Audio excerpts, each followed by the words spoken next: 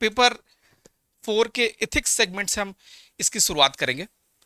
Paper 4 ethics, ये subject एक ऐसा सब्जेक्ट है जो आपके आसपास चल रहा होगा, बस हमको ऑब्जर्व करना है, उसका कहीं ना कहीं अनुभव करना है। ये सब्जेक्ट ऐसा है कि आपको क्वेश्चन लिखने के साथ एग्जाम्पल के साथ अगर आपने जोड़ा तो आपके पेपर में 4 चांद लग जाएंगे। ठीक, तो सबसे पहले हम स्टार्ट करेंगे और याद रखेंगे, हम शब्दों को बहुत अच्छे से पकड़ने की कोशिश करेंगे कि भाई हमसे क्वेश्चन तो बनता तो है, बट हम क्या लिख रहे हैं ये भी इंपॉर्टेंट है। तो foot in the door technique को बताइए। ठीक, टेक्निक को तकनीक पूछ रहा है कि भाई तकनीक क्या है, foot in the door technique. तो मैं बताना चाहूंगा कि ये एक मनोवैज्ञानिक अनुनय क्रिया है। अनुनय से क्या तात्पर्य है, ये एक रिक्वेस्ट फॉर्म है। कैसे रिक्वेस्ट, कि जब भी किसी व्यक्ति के द्वारा, किसी पर्सनालिटी के द्वारा रिक्वेस्ट किया जाता है या बड़ा काम करने के लिए एक जन समुदाय को आवाहित किया जाता है, तो उस आवाहन के पहले उसे स्वयं के द्वारा भी चीजें करके दिखानी पड़ती हैं, और उसके बाद जनमानस में एक विश्वास डेवलप होता है, और उस विश्वास के द्वारा बड़ा अभियान क्रियात्मक रूप से होता है। अब foot in the door technique अपने आप में एक पायलट प्रोजेक्ट है। पायलट प्रोजेक्ट, अब आपके मन में चल रहा होगा कि ये क्या आप सर ने बता दिया। जब भी शासन के लेवल पे कोई अच्छी योजना आती है तो ऑल ऑफ सडन पूरे राज्य में वो लागू नहीं करते हैं, वो कोशिश करते हैं कि एक जिले पे हम उसको लागू करके देखते हैं अगर क्या क्या चैलेंजेस आ रहे हैं, क्या इसमें कुछ इंप्रूवमेंट की जरूरत है। उन सब चीजों को ध्यान में रखने के बाद अगर वो जिले में सक्सेसफुल हो पाती है तो वो फिर जिले से निकलकर पूरे प्रदेश पे लागू हो पाती है। तो ये कुल मिला के एक पायलट प्रोजेक्ट टाइप की ही टेक्निक है, जिसमें व्यक्ति एक बड़ा कार्य पूरा करने के लिए कहने से पहले एक छोटा कार्य पूरा करके प्रयास करके वो दिखाता है। सबसे अच्छा एग्जाम्पल क्या है, हमारे माननीय प्रधानमंत्री मोदी जी द्वारा स्वच्छ भारत अभियान की जब शुरुआत की गई तो उन्होंने सबसे पहले अपने हाथ से झाड़ू उठाई और अपना घर साफ करना स्टार्ट किया। यह एक मैसेज था। यह भी मैसेज था कि हमने अपने कुछ जो काम किए हैं या हम जनता से जो एक्सपेक्टेशन करना चाहते हैं, पूरे राष्ट्र के स्तर पर चाहते हैं, सबसे पहले हम अपनी कोशिश करेंगे अपने काम के द्वारा लोगों को भरोसा बता के कि नहीं, प्रधानमंत्री जो काम कर रहा है वो देश का हर नागरिक कर सकता है। तो बस प्रधानमंत्री मोदी जी द्वारा स्वयं स्वच्छता का कार्यक्रम करके उन्होंने प्रमोट किया और धीरे धीरे करके ये अभियान जन अभियान के रूप में शामिल हो गया। ठीक है, तो अगर टेक्निक पूछ रहा है तो हम पॉइंट्स पे लिख सकते हैं, बट याद रखिएगा कि पेपर 4 के पार्ट ए में हमेशा हमको कोशिश करना है कि उदाहरण जो आसपास चल रहा है, पीएम साहब का, सीएम साहब का, डीएम साहब, ठीक, जनसंपर्क में जो चीजें चल रही हैं, वो कुछ ना कुछ एग्जाम, कोई एक फेमस आईएएस पर्सनालिटी हो जिन्होंने कुछ अच्छा काम किया है, उन सब के किए गए कार्यों को हम अपने आंसर में शामिल करेंगे, तो हमारा आंसर अन्य व्यक्ति से, अन्य स्टूडेंट से बहुत अच्छा दिखेगा। सीधे आते हैं, पूर्वाग्रह को कम करने के तरीके क्या है। पूर्वाग्रह को देखकर सीधे हमको पूर्वाग्रह नहीं लिखना है। कभी कभी होता है क्या, अभी जो मैंने लास्ट टाइम भी डिस्कस किया था अभी, कि पूर्वाग्रह बच्चे ने देखा और सीधे पूर्वाग्रह की परिभाषा लिखना स्टार्ट कर दिया, और यही सबसे बड़ा एक फेलियर होने का या फेल होने का कारण है कि हम क्वेश्चन को ध्यान से नहीं पढ़ते।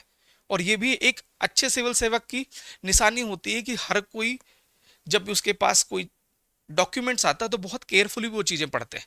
हमको अभी से ये आदत शुमार कर लेनी है अपनी जिंदगी में।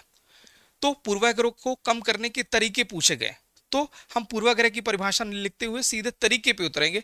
तरीके को आप इस टाइप के बुलेट पॉइंट से भी नोट कर सकते हैं, 3 तरीके 4 तरीके, या 1 2 3 करके भी प्रेजेंट कर सकते हैं, या इस प्रकार के डायग्राम करके यूज कर सकते हैं। तो तरीके क्या क्या हो सकते हैं, शिक्षा और जागरूकता के द्वारा। ठीक, जब व्यक्ति शिक्षित होता है, जागरूक होता है, तो वो अपने तर्कों के आधार पर चीजों को जांचता है और परखता है और उसके बाद निर्णय लेता है।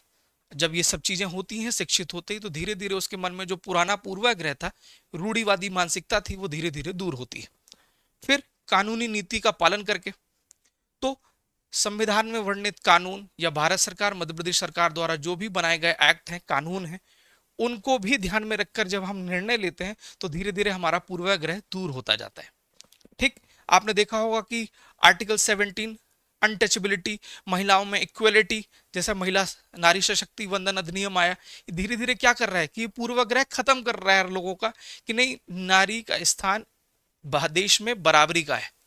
ठीक, तो ये भी धीरे धीरे जो एक्ट है, ये कानून है, ये धीरे धीरे हमारे पूर्वाग्रह को कम करने का एक साधन हो सकता है। फिर आत्मचिंतन पर बल देकर, जब भी व्यक्ति आत्मचिंतन करता है तो आत्मचिंतन के दौर में वो आत्मा से भी पूछता है कि ये बात नैतिक रूप से सही है या गलत है, और फिर आत्मा कभी कभी ये बात बताती भी है, हमेशा बताती है कि नहीं ये चीज सही है या गलत है।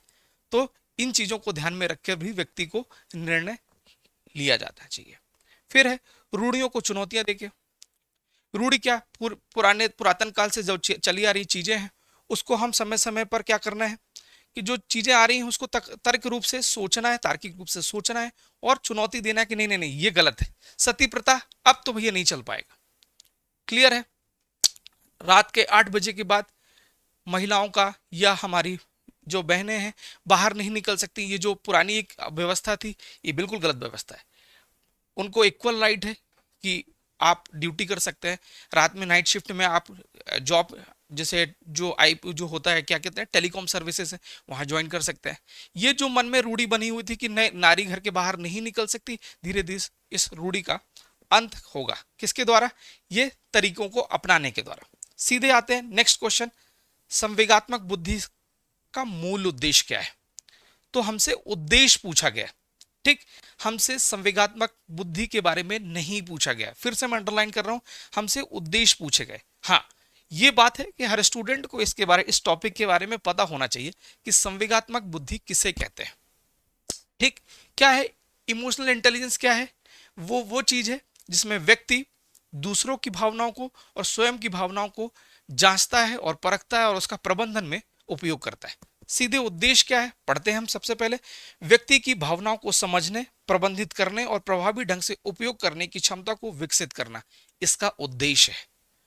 ठीक, इसका उदाहरण क्या है? जिलाधीश द्वारा, ये आपको अभी दिखेगा नहीं बट आपको जो पीडीएफ मिलेगा उसमें बहुत अच्छे से देखने को मिलेगा कि जिलाधीश के द्वारा क्या करना है। वो भी अपने इमोशनल इंटेलिजेंस का उपयोग किस लिए करते हैं? धार्मिक जो सौहार्द का निर्मित करने के लिए भी वो इस टाइप की टेक्निक का उपयोग करते हैं। ठीक, तो कुल मिला के उद्देश्य क्या है? फिर से मैं रिवाइज कर रहा हूं कि लोगों की भावनाओं को समझना है, उसका प्रबंधन करना, उसका प्रभावी ढंग से उपयोग कर देना है। और कोई भी एग्जाम्पल, ये हार्ड एंड फास्ट नहीं है कि जलाधीश जी का ही एग्जाम्पल देना है। आपके मन में जो भी एग्जाम्पल आपने देखा होगा, किसी आईएएस ऑफिसर्स का देखा है, किसी पॉलिटिशियंस का देखा है या किसी अच्छे व्यक्तित्व का देखा है, उसका यूटिलाइजेशन आप इसको करना है। फिर नेक्स्ट क्वेश्चन उतरते हैं, प्रबोधक संप्रेषण से क्या तात्पर्य है? तो अगर आपको क्या आशय है, अब ये आप पे डिपेंड करता है कि इसको आप लाइन में लिखना चाहते हैं, पॉइंट्स बना के लिखना चाहते हैं या डायग्राम यूज कर करने का। अगर आशय पूछा गया है तो 2 लाइन में आप इसको अच्छे से एक्सप्लेन कर सकते हैं। पॉइंट्स में लिखना हार्ड एंड फास्ट नहीं है। तो क्या है, यह एक प्रकार की एक संवाद प्रक्रिया है। ठीक, परसुएशन है कुल मिला के कि किसी भी व्यक्ति को अपनी बात मनवाने की प्रक्रिया। एक बार फिर से पढ़ लीजिए, यह एक प्रकार की जो संवाद प्रक्रिया है जिसका उद्देश्य किसी व्यक्ति को या समूह को प्रभावित करना या उसकी राय बदलना या उसे प्रेरित करने के रूप में देखा जाता है। उदाहरण के रूप में जब भी विज्ञापन आता है तो विज्ञापन की कोशिश ये रहती है कि वो अपने क्वालिटी के द्वारा, है ना, अपनी विशेषताओं के द्वारा और अपने कुछ नए फीचर्स के द्वारा अपने जो ग्राहक है उसको प्रभावित करने की कोशिश की जाती है। वो भी एक परसुएशन में ही आता है। तो धीरे धीरे वो अपने एक नए मैसेज के द्वारा, कभी कभी शाहरुख खान साहब या महेंद्र सिंह धोनी जी के द्वारा क्यों दिया जाता है कि लोगों में विचार चेंज हो और लोग उसको बड़े गहराई के साथ अपना पाए। देखा होगा कि भारत सरकार के द्वारा जब भी कोई अच्छी योजनाएं लॉन्च की जाती है तो अमिताभ बच्चन जी आते हैं, तो लोगों में विश्वास बना हुआ कि अमिताभ बच्चन बोल रहे हैं तो बात सच होगी, और धीरे धीरे करते करते एक माइंडसेट डेवलप हो जाता है और लोग उनकी बात को मान लेते हैं। जैसे खुले में स्वच्छ भारत करना था उद्देश्य भारत का, कि भैया भारत सरकार का, कि खुले में शौच नहीं करना है। तो अमिताभ बच्चन जी द्वारा इसका मैसेजिंग की गई और मैसेज करने के बाद धीरे धीरे धीरे करते करते लोगों ने, भारत सरकार के द्वारा घर में शौचालय बनाया गया और धीरे धीरे लोग जो बाहर जाके शौच करने जाते थे, वो मनोवृत्ति का अंत हुआ और लोगों ने इस चीज का अंत कर दिया। ठीक, अब नेक्स्ट क्वेश्चन पे आते हैं, सहिष्णुता को परिभाषित कीजिए।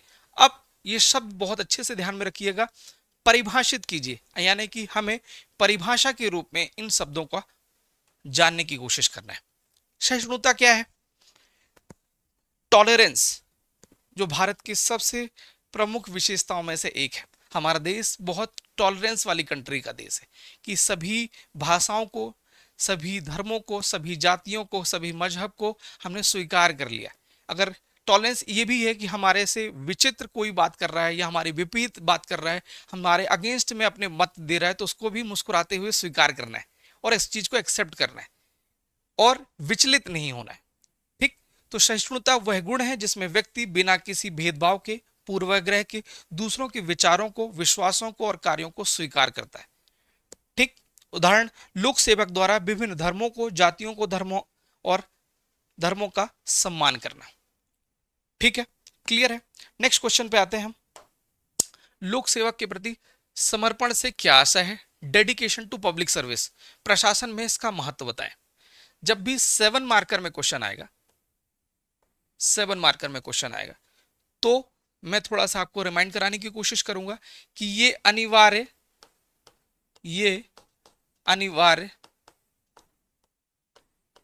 नहीं है क्या कि आपको भूमिका देना ही देना है, बिल्कुल नहीं। ये क्वेश्चन के नेचर पे डिपेंड करता है कि आपको भूमिका देना है।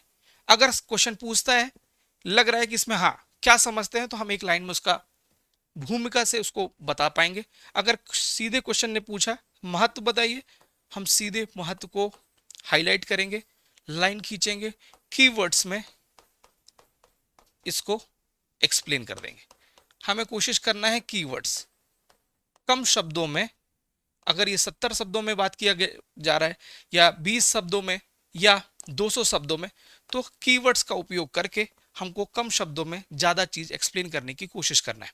तो डेडिकेशन टू पब्लिक सर्विस यानी लोक सेवा के प्रति समर्पण से क्या समझते हैं, तो याद रखिएगा, इसको बहुत अच्छे से ध्यान से पढ़िए।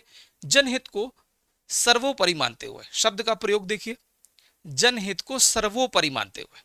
ठीक, लोक सेवक द्वारा निष्पक्ष, ईमानदार, निस्वार्थ भाव से समाज या राष्ट्र की सेवा करना। ठीक, शब्दों का प्रयोग आपकी आंसर राइटिंग को क्या कर सकता है, 4 चांद लगा सकता है।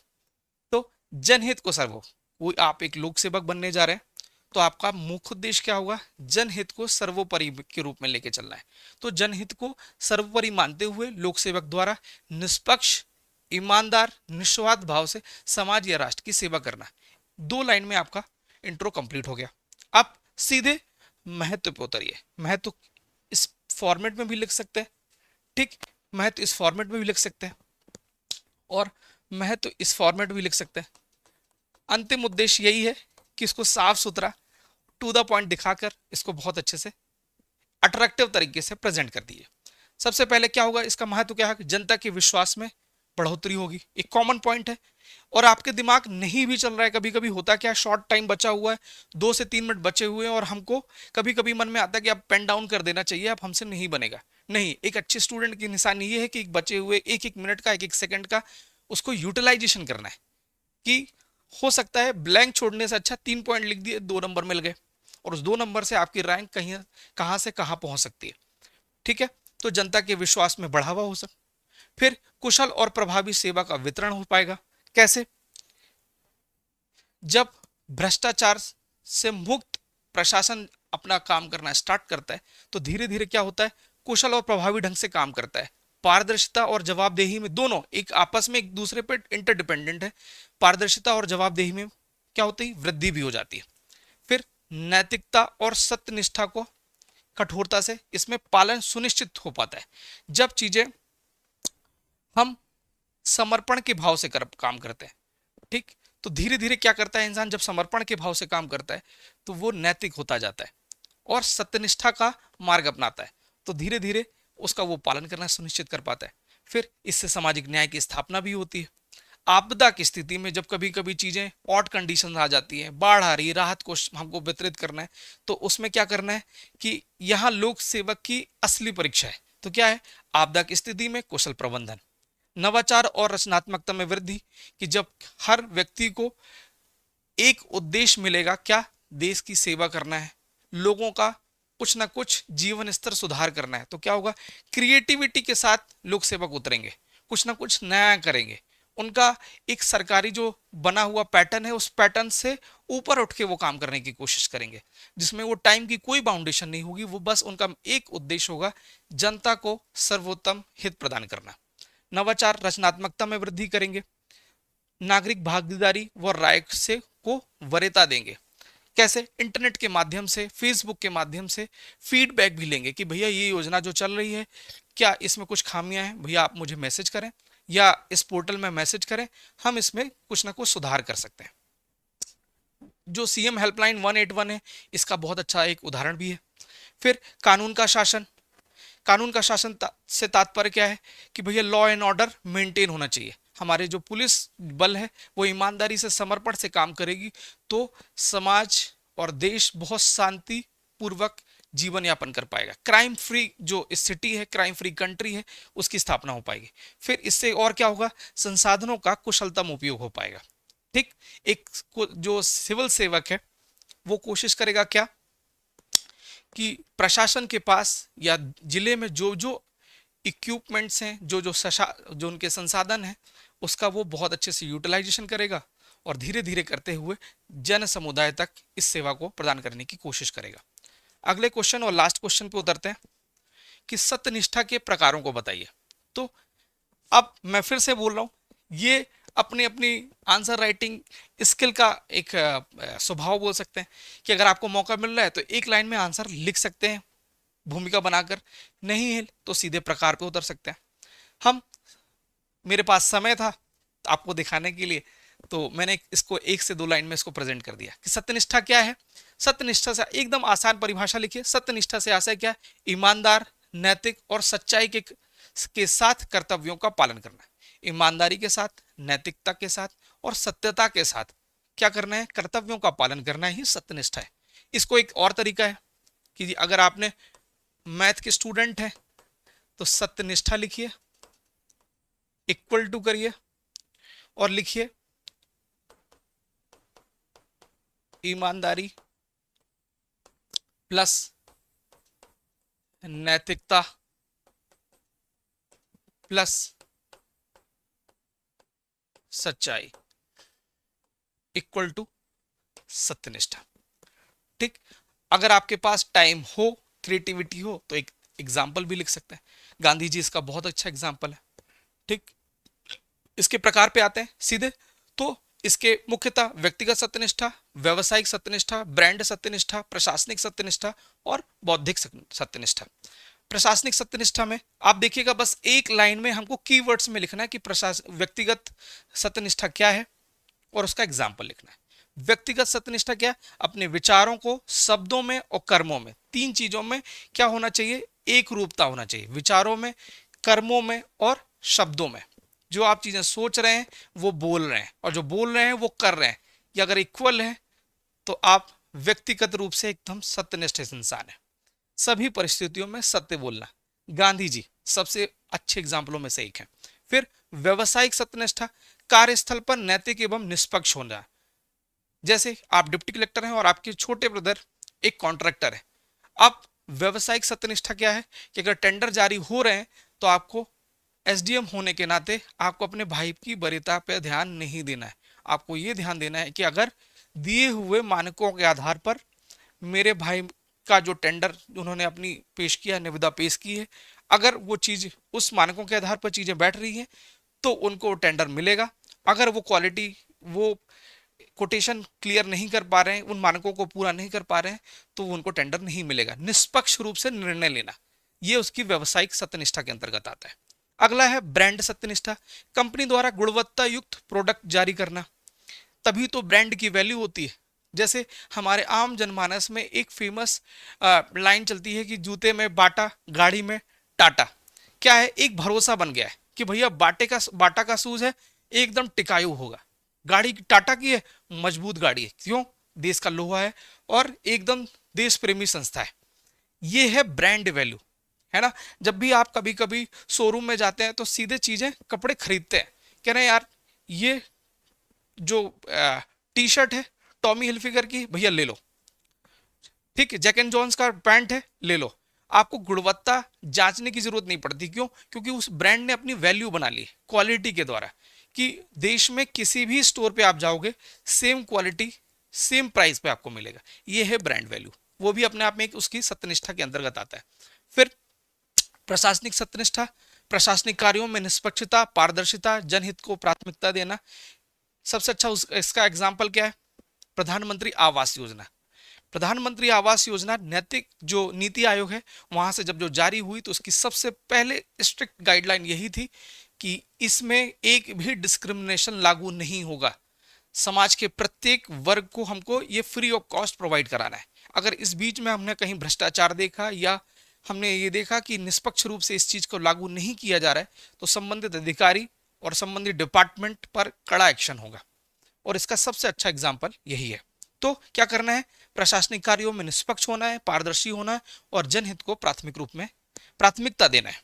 अगला क्वेश्चन है, अगला पॉइंट है सॉरी, बौद्धिक सत्यनिष्ठा, यानी कि ज्ञान, शोध और विचारों में सच्चाई रखना। आपने जो ज्ञान अर्जित किया है, शोध किया है, उसको क्या करना है? एकदम सच्चे रूप में प्रेजेंट करना है। एग्जाम्पल क्या हो सकता है? वैज्ञानिक द्वारा जो प्रयोग किए जा रहे हैं उसको सही रूप में प्रेजेंट कर देना। कोविड के ड्यूरेशन में आपने देखा होगा कि कुछ वैज्ञानिकों ने गलत गलत रिपोर्ट प्रस्तुत की, कुछ कंपनियों ने लाभ को प्राप्त करने के लिए कुछ गलत अलग अलग टाइप के रूमर फैलाना चालू किए जिससे पैनिक फैला। तो क्या करना है? उसकी बौद्धिक सत्यनिष्ठा क्या है? अगर एक वैज्ञानिक सच्चा वैज्ञानिक है और वो देश के प्रति कुछ ना कुछ अपना कंट्रीब्यूशन देना चाहता है तो वो उसको उसके जो द्वारा जो प्राप्त ज्ञान है उसको ईमानदारी पूर्वक जनमानस में रखना चाहिए। उसको गलत जानकारी या लाभ को ध्यान में रखते हुए काम नहीं करना चाहिए। ये उसके बौद्धिक सत्यनिष्ठा के अंतर्गत आता है।